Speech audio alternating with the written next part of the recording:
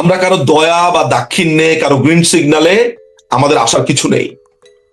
আমরা আসবো আমাদের স্বরূপে, সমহিমাতে। আমরা তো কোনোদিন ছিলাম না এমন তো হয়নি। আমাদেরকে খুন করা হয়েছে, টর্চার করা হয়েছে বলে আমাদেরকে যার যার জায়গা থেকে আমাদেরকে সতর্ক থাকতে হয়েছে। বাংলাদেশে দেখা যাচ্ছে যে আওয়ামী লীগের তৃণমূল নেতা কর্মীরা অনেকটা উজ্জীবিত, তারা হচ্ছে নানা অফিসগুলো খুলছে, আওয়ামী লীগের কর্মীরা তাদের অফিস খুলছে উৎসাহ নিয়ে। আওয়ামী লীগ ফিরে আসছে কিনা দেখেন, আওয়ামী লীগ ফিরে আসছে কিনা, আওয়ামী লীগ ফিরে গিয়েছে কবে? না, বাংলাদেশ আওয়ামী লীগ বলতে আমি তৃণমূলকে বুঝি, বাংলাদেশ আওয়ামী লীগকে বলতে আমি শেখ হাসিনাকে বুঝি, বাংলাদেশ আওয়ামী লীগকে বলতে আমি এই ঐক্যবদ্ধ এই হাতগুলোকে বুঝি। বিএনপিকে একটা জিনিস বুঝতে হবে, যে একটা জিনিস বিএনপির বোঝা উচিত।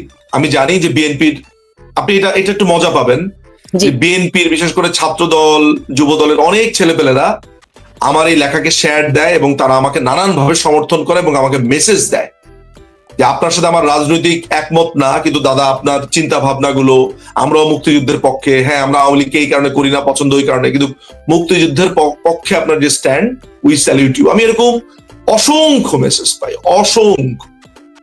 বিএনপি করে এবং বলেও দেয় যে দাদা আমার পরিচয়টা আপনি কখনো কাউকে বলবেন না, ওই ট্রাস্টটা আমাকে করে। দেখেন, একটা কথা আমি আপনাকে বলি, আজকে বিএনপির যে শিক্ষাটা হয়েছে যে জামাত কি করতে পারে, দেখেন আমি আর বিএনপি এখানে ধরেন রাজনীতি করলাম, আওয়ামী লীগ বিএনপি, একটা ঐক্যমত্যে আসা দরকার যে বিএনপি আমার রাজনৈতিক প্রতিপক্ষ, BNP is not my enemy. আমি বারবার এই কথাটা বলেছি। এই দেশে বিএনপির আমলে আমার নেত্রীর উপরে গ্রেনেড হামলা হয়েছে, এই শত্রুতাটা বিএনপি করেছে। বঙ্গবন্ধু হত্যাকাণ্ডের সময় জিয়াউর রহমানের স্পষ্ট ভূমিকার কথা এই ডালিম কয়দিন আগে ওপেন লাইভে বলেছে। এই তত্ত্বাবধায়ক সরকার সমস্ত কিছু আপনি খেয়াল করে দেখবেন।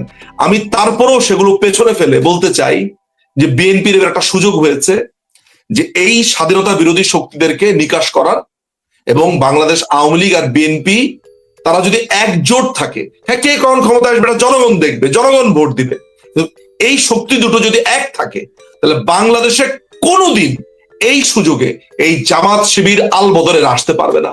বিএনপি যদি এটা রিয়েলাইজ করতে পারে ভালো, না করতে পারলে ওদের ভবিষ্যৎ অন্ধকার।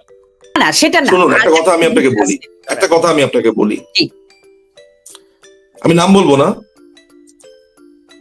একজন ভদ্রলোকের কথাই বলি। আমাকে আজকে অনেকদিন ধরে মেসেজ করছেন, তার সন্তানের দুধ কেনার টাকা নেই, সত্য, তার পরিবার চালানোর টাকা নেই, পুরো শয্যশায়ী হয়ে বসে আছেন। ভয়ঙ্কর অবস্থা। বাচ্চাকে কালকে দুধ কিভাবে খাওয়াবেন, কিভাবে স্কুলে দিয়ে আসবেন, ওই গাড়ি ভাড়াটা পর্যন্ত নেই। আমি একজনকে একটু আগে অনুরোধ করেছি যে ভাই একটু উনাকে 10,000 টাকা কি আপনি একটু বিকাশে দিয়ে দিতে পারবেন কিনা, তিনি বলেছেন দেবেন। এই যে যাকে বলেছি 10,000 টাকা দেওয়ার জন্য, তিনিও তৃণমূল, এই যিনি স্ট্রাগল করছেন তিনিও তৃণমূল। এই আওয়ামী লীগ কোন পিলারের উপরে দাঁড়িয়ে আছেন জানেন? এই গায়ের থেকে ঘামের গন্ধ, শ্রমিক মজুর, এই তৃণমূল। একটা স্বাধীন বাংলাদেশের স্থপতির বাড়ি ভেঙে দিয়েছে, পুড়িয়ে দিয়েছে। এই ভাঙা, এই ঝুলন্ত কয়েকটা ইট আছে, সেই জায়গাতে যাওয়ার জন্য এত কিছু করতে হয় একটা দেশে। আমি না ওই লজ্জাটাই পেরুতে পারি না, মানে লেট অ্যালোন বাকি আলোচনা। না আমি ওই ঘটনা আমার চোখের সামনে যা ঘটে গেছে বা আমাদের চোখের সামনে যা ঘটে গেছে, আই ক্যান নট স্ট্যান্ড ইট। আমি এটাই সহ্য করতে পারি না, লেট অ্যালোন আদার ফ্যাক্টস। এবং আমরা তো দেখেছি যে কিভাবে এই ভোট গ্রহণ প্রক্রিয়া হয়েছে, কিভাবে সিল মেরেছে। আপনি দেখেছেন না এক হুজুর কিভাবে সে মানে মোটামুটি 140 মাইল বেগে বল করেছে, অর্থাৎ সিল মেরেছে। আপনি দেখেছেন আমরা যদি পার্বত্য এলাকার কথা বলি, হ্যাঁ পার্বত্য এলাকায় কোনোভাবেই হ্যাঁ ভোটকে জেতানো যায়নি, না ভোটটা সর্বোচ্চ জায়গায় এসছে। রাজশাহীতে 244%। আপনি যে না প্রথমে ব্যাপার হচ্ছে যে আপনি যে হ্যাঁ এবং না ভোটের কথা বলছেন, হ্যাঁ এবং না ভোটটা যে গণভোটের অংশ, এটা তো এইভাবে হতে পারে না, আপনার প্রসেসটা তো ভুল। হ্যাঁ এবং না ভোট একমাত্র করতে পারে একটা নির্বাচিত সংসদ। এইটা হচ্ছে আইনগত জায়গা, আমার মনে হয় সবচেয়ে বড় জায়গা, যে আপনার তো অধিকার এবং না ভোট। আপনি তো ভয়েড অ্যাব ইনিশিও শুরুতেই বাতিল। এবং সবচেয়ে বড় ব্যাপার হচ্ছে যে আমাদের সংবিধানে গণভোটের প্রভিশনটা উঠিয়ে দেওয়া হয়েছে পঞ্চদশ সংশোধনীর মাধ্যমে। এই পঞ্চদশ সংশোধনীকে বাতিল ঘোষণা করেছে আদালত, মেনে নিলাম, কিন্তু এই পরবর্তী সময় থেকে এটাকে রেকটিফাই করে সংবিধানে ঢুকানো হয়নি। সংবিধানে ঢুকাতে হবে না পার্লামেন্টে? পার্লামেন্টে আপনি পঞ্চদশ সংশোধনী বাতিল হয়েছে, আদালত বাতিল করেছে, এখন আপনি একটা সংসদ আসার পরে একটা প্রস্তাব আনার পরে এটাকে আবার আপনার সংবিধানে আনতে হবে। এখনো তো আমাদের সংবিধান হয়েছে, এই গণভোটটা নাই এখনো পর্যন্ত। তাহলে একটা সংসদ বসবে, সংসদ বসার পরে গণভোটকে আনবে, গণভোট আনার পরে গণভোট হবে। একদম। আপনি কে? আপনি বলতেছেন আমি হচ্ছে সংবিধানের আন্ডারে শপথ নেওয়া ব্যক্তি, তো আপনি সংবিধানের অধীনে শপথ নিয়ে তো সংবিধান ভঙ্গ করতে পারেন না রে ভাই। কি আজব কথাবার্তা। না, ওই বিশ্লেষণে গেলে তো তাদের নির্বাচন করার অধিকার নাই, 18 মাসের ক্ষমতায় থাকার আমি তো ওই বিশ্লেষণে যাব না। আমাকে তো শোনেন, তত্ত্বাবধায়ক সরকার যখন এই আদালতে মামলাটা ওঠে তখন বিচারপতি খায়রুল হক খুব চমৎকার কিছু কথা বলেছেন। তিনি বলেছেন যে এই তত্ত্বাবধায়ক সরকারের পক্ষে আওয়ামী লীগ এবং বিএনপি উভয় পক্ষই লড়াই করছেন। আপনারা হয়তো অনেকেই জানবেন বা জানেন না যে তত্ত্বাবধায়ক সরকার যাতে টিকে থাকে সেটার জন্য কিন্তু আওয়ামী লীগ এবং বিএনপি উভয় দল আদালতে গেছে। আপনি এটা জানেন? আমি এটা জানি, আপনি আমার একটা অনুষ্ঠানে বলেছিলেন যে তারা পক্ষে ছিল তত্ত্বাবধায়ক। কিন্তু বিচারপতি খায়রুল হক বলেছেন যে আমার তো বিচার্য বিষয় এটা না, আমাকে দেখতে বলা হয়েছে যে এটা আলট্রা ভাইরাস কিনা। আলট্রা ভাইরাস মানে হচ্ছে সংবিধানের বাইরে কিনা, সংবিধানের এখতিয়ার বহির্ভূত কিনা। যতটুকু এখতিয়ার বহির্ভূত উনি ততটুকুই বাতিল করবে। আমাদের সংবিধানে লেখা আছে যে জনগণই সকল ক্ষমতার উৎস এবং একটি নির্বাচিত সরকার দেশ পরিচালনা করবে। তত্ত্বাবধায়ক সরকার তো নির্বাচিত ছিল না, তারা 3 মাসের কথা বলে 3 বছর থাকে, একদিনের কথা বলে 2 বছর থাকে, ফলে এটাকে বারবার ফেল প্রমাণিত হয়েছে।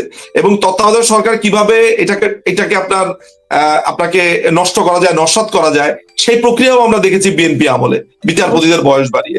ফলে তখন বিচারপতি খায়রুল হকের নেতৃত্বে যে অ্যাপিলেট ডিভিশন 4 জন রায় দিয়েছে যে না, তত্ত্বাবধায়ক সরকার একটা অগণতান্ত্রিক এবং it's against the basic structure of the constitution. সেখানে প্রচুর মামলার রেফারেন্স এসেছে, আমি ওই দীর্ঘ আলোচনাতে যাব না। আপনারা কেউ যদি এই তত্ত্বাবধায়ক সরকার বাতিলের মামলাটা বা ত্রয়োদশ সংশোধনী বাতিলের মামলাটা আপনারা দেখেন, তাহলে আপনারা সেটা বুঝতে পারবেন। পড়তে হবে, এটার জন্য প্রচুর পড়াশোনা করতে হবে। খালি শুনে শুনে, মানে দর্শকদের উদ্দেশ্যে বলা আর কি, যে দর্শকরা প্রচুর পড়তে হবে। আমার এই কথাটা বোঝার জন্য আপনাদেরকে জুলাই সনদ পড়তে হবে, 13th অ্যামেন্ডমেন্ট পড়তে হবে, পঞ্চম। আমি এতক্ষণ পর্যন্ত যা যা বললাম, আমার এই কথাটা সত্যি না মিথ্যা, আমি এই মিডিয়াতে এসে মিথ্যা কথা বলে গেলাম কিনা, এইটাকে ক্রস চেক করার জন্য আপনাদেরকে পড়তে হবে। ঠিক আছে, আমি তো মানুষ, আমার তো ভুল হতেই পারে, কিন্তু এইটা ভুল হয়েছে কিনা এটা জানার জন্য পড়তে হবে। ফলে এই হচ্ছে মোটামুটি জুলাই সনদের সারসংক্ষেপ। এবার আসি আমরা তত্ত্বাবধায়ক সরকার সিস্টেমে। ওরা তত্ত্বাবধায়ক সরকারের একটা রূপরেখা দিয়েছে। আপনি যদি এই রূপরেখাটা পড়েন আপা, believe me, I am not joking, আপনার মাথা ভনভন ভনভন ভনভন করবে। এমন জটিল সিস্টেম তারা বের করেছে যে জিন্দেগিতে কেউ তত্ত্বাবধায়ক সরকারের কোনো কাউকে খুঁজে পাবে না। আপনি এটা যদি পড়েন, আমি একটু পড়ি তাহলে বুঝবেন। মেয়াদ অবসানের কারণে অথবা মেয়াদ অবসান ব্যতীত অন্য কোনো কারণে সংসদ ভেঙে যাওয়ার পরবর্তী 90 দিনের মধ্যে সংসদ সদস্যদের সাধারণ নির্বাচন অনুষ্ঠিত হবে। খেয়াল করে দেখেন, অন্য কোনো কারণে, এই অন্য কোনো কারণ খুবই ধোঁয়াশা। তার মানে হচ্ছে ইলিগালি যদি সংসদ ভেঙে যায়, তাহলেও আপনি তত্ত্বাবধায়ক সরকারের অধীনে দিবেন। অর্থাৎ এই অন্য কোনো কারণটাকে আপনার মেনে নিতে হবে। অন্য কোনো কারণ থাকবে কেন সংবিধানে? সংবিধানে থাকবে যদি কোনো আইনগত পন্থায় সংবিধান অনুযায়ী ভেঙে যায়। এর মানে হচ্ছে এই অন্য কোনো কারণ মানে হচ্ছে অসাংবিধানিক পন্থাতেও যদি ভেঙে যায়। এটাকে একটা দেখেন, ভালো করে যদি আপনি এটা না পড়েন তাহলে কিন্তু সাধারণ মানুষ এটা বুঝবে না। এই যে কথাটা বললো অন্য কোনো কারণে, তাহলে এটার মধ্যে আপনি একটা ফাঁকা জায়গা রেখে দিলেন যে তার কারণ তারা জানে তারা যে পদ্ধতিতে এসেছে ওই পদ্ধতিতে যদি ভবিষ্যতে আরেকবার কেউ আসে, একদম প্যাচ বুঝতে পেরেছেন? আইনি প্যাচ বুঝেছেন? যে কোনো সময় এটা কিন্তু পাকিস্তানের একটা রূপরেখার মতো মনে হচ্ছে, যে সেখানে মানে কখনোই গণতান্ত্রিক বা নির্বাচিত সরকার থাকলে উঠে নির্বাচন হয় 6 মাস 1 বছর পর। আমরা জানি পাকিস্তানের জন্ম লগ্ন থেকে যে ঘটনাগুলো ঘটছে, সেই অপশনের জায়গাটা আমরা একটা গন্ধ আমি পাচ্ছি। আমি জানি হ্যাঁ, এই এখানে তারা একটা ফাঁক রেখে দিয়েছে। এই কারণেই আমরা বলছি, তারা তো নিজেদের অনেক চালাক মনে করে, তারা জানে যেগুলো কেউ পরে টরে না, পড়বে না। সাধারণ জনগণ তো আসলে, টু বি অনেস্ট, কয়জন এই জুলাই চার্টার পুরোটা পড়েছে? আপনি আমাকে বলেন, খুঁটিয়ে খুঁটিয়ে পড়েছে কে? একদম, মানে আমার পক্ষে পুরোটা পড়া কঠিন, তাহলে সাধারণ জনগণ তো অবশ্যই, তাদের অত সময়। এরপরে তারা বলেছে সংবিধানের অনুচ্ছেদ 58 খ সংশোধন পূর্বক সংসদের মেয়াদ অবসান হওয়ার 15 দিন পূর্বে এবং মেয়াদ অবসান ব্যতীত অন্য কোনো কারণে সংসদ ভেঙে গেলে ভঙ্গ হওয়ার 15 দিনের মধ্যে নির্বাচনকালীন তত্ত্বাবধায়ক সরকারের প্রধান উপদেষ্টা নিয়োগের বিষয়টি চূড়ান্ত করা হবে। মানে 15 দিন কি হবে তাহলে? মানে এখন মনে করেন, না ওইটা থেকে আগে আসেন, অন্য কোনো কারণে যদি সংসদ ভেঙে যায়, ওই সেই অন্য কোনো কারণে যদি প্রধানমন্ত্রী না থাকে, কেউ না থাকে, তখন তত্ত্বাবধায়ক সরকার করবেটাকে? সেটা কিভাবে গঠিত হবে? সেটা কি আবার একটা আন্দোলন বা হচ্ছে বিশেষ বাহিনী? মানে তত্ত্বাবধায়ক সরকার গঠন করবেটাকে? এক্স্যাক্টলি, আমি সেটাই প্রশ্নটা করছিলাম। এবার 3 নাম্বার, মেয়াদ অবসানের ক্ষেত্রে সংসদের মেয়াদ অবসান হওয়ার 30 দিন পূর্বে আইনসভার নিম্ন কক্ষের স্পিকারের তত্ত্বাবধানে এবং জাতীয় সংসদ সচিবালয়ের ব্যবস্থাপনায় প্রধানমন্ত্রী, বিরোধী দলীয় নেতা, স্পিকার, ডেপুটি স্পিকার, সংসদের দ্বিতীয় বৃহত্তম বিরোধী দলের একজন প্রতিনিধি, যদি সংসদে আসন সংখ্যার বিবেচনায় একাধিক দল দ্বিতীয় বৃহত্তম দলের অবস্থানে থাকে, তাহলে সেসব দলের মধ্য থেকে নির্বাচনের সর্বোচ্চ পরিমাণে ভোটপ্রাপ্ত দলটি দ্বিতীয় বৃহত্তম হবে। আচ্ছা, মোট 5, তারা কি করবে? 5 সদস্য সমন্বয়ে একটি নির্বাচনকালীন তত্ত্বাবধায়ক সরকারের প্রধান উপদেষ্টা বা বাছাই কমিটি গঠিত হবে। কমিটির যে কোনো বৈঠক ও সিদ্ধান্ত গ্রহণ প্রক্রিয়ায় জাতীয় সংসদের স্পিকার সভাপতিত্ব করবেন। কমিটি গঠিত হওয়ার পরবর্তী 24 ঘন্টার মধ্যে কমিটি নিবন্ধিত রাজনৈতিক দলসমূহ, সংসদে প্রতিনিধিত্বকারী রাজনৈতিক দলসমূহ এবং জাতীয় সংসদের স্বতন্ত্র সদস্যদের নিকটতে সংবিধানের অনুচ্ছেদ 58 গ 7 বর্ণিত তত্ত্বাবধায়ক সরকারের উপদেষ্টা হওয়ার যোগ্যতা সম্পন্ন ব্যক্তির নাম প্রস্তাবের আহ্বান করবে এবং এক্ষেত্রে প্রতিটি দল একজন এবং স্বতন্ত্র সংসদ সদস্য একজন মাত্র ব্যক্তির নাম প্রস্তাব করতে পারবে।